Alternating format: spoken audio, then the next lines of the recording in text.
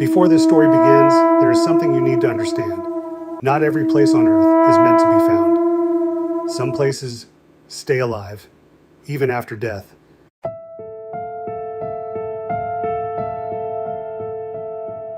Every village has stories it refuses to forget, and every story has a place where it began. In a remote village called Daripur, surrounded by endless forest, there was one story no one spoke about after sunset. They called it the Whispering Well, an ancient stone well hidden deep inside the woods. No birds near it, no animals around it. As if nature itself refused to go close, the villagers believed it was cursed. They said that at exactly midnight, if you stood near the well and looked inside, you would hear whispers, soft at first, almost like wind, but then they would begin to speak your name. And if you answered, you would never return. Most people called it a myth, a story made to scare children, until people started disappearing one by one. No footprints, no struggle, no explanation, just gone. Among them was a young shepherd named Kareem. He vanished near the forest path. The only thing left behind was his lantern, still burning, placed neatly beside the road, as if he had been called away. Days later, a young man returned to Darikpur. His name was Hamza. He had spent years in the city, far away from superstition, far away from fear. He did not believe in ghosts, or curses, or stories whispered in the dark, but something about the village felt different, heavier, like the air itself was holding its breath. That night, at dinner, he heard the villagers talking, their voices low, shaking. They were speaking about Kareem, about the disappearances, and then the well. Hamza laughed softly and said, "It is just a story, nothing more." An old man looked at him, his eyes serious, and said, "Then go and see it." Silence fell over the room. No one spoke after that. That night, Hamza made a decision. He would go to the forest, not because he believed, but because he wanted to prove them wrong. At midnight, he entered the woods, a flashlight in his hand. The deeper he walked, the quieter the world became. No insects, no wind, no sound at all.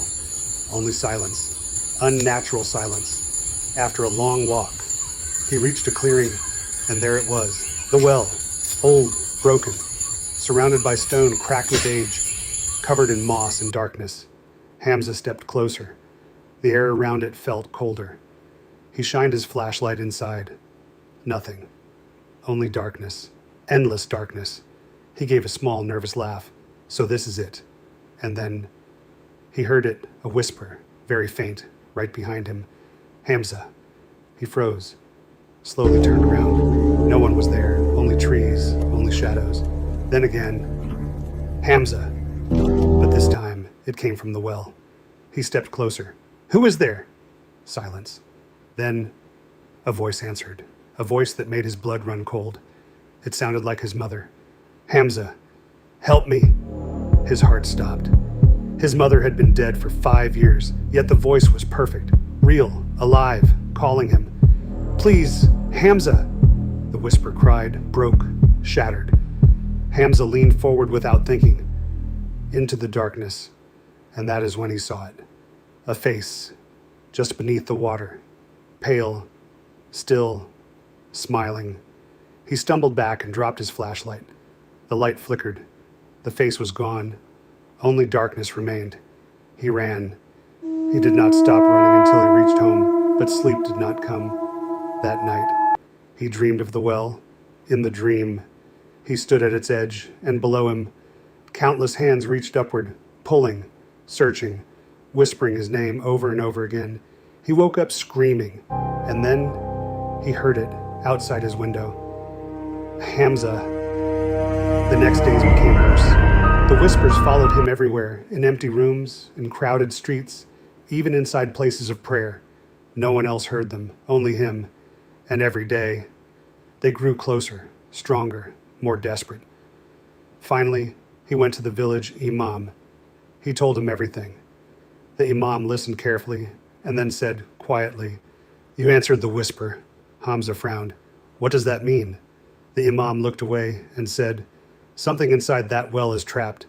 And now it knows you heard it." Hamza asked, "What does it want?" The imam paused, then answered, "It wants you to take its place." That night, Hamza locked every door, every window. He stayed inside his room, waiting. At midnight, it began. The whispers returned, but this time, it was not one voice.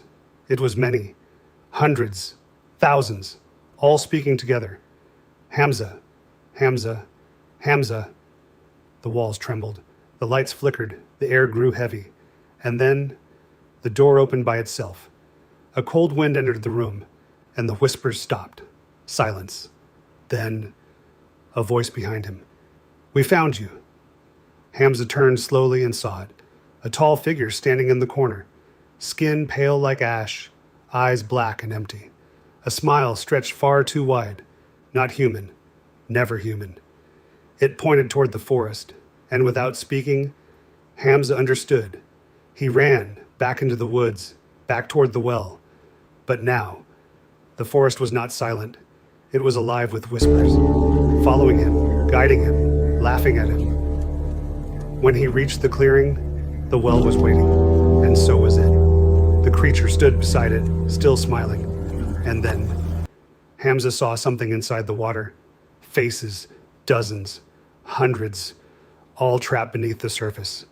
Silent, screaming without sound. Among them, Kareem, the shepherd. His lips moved slowly. One word. "Run!" The creature laughed, a sound like breaking bone.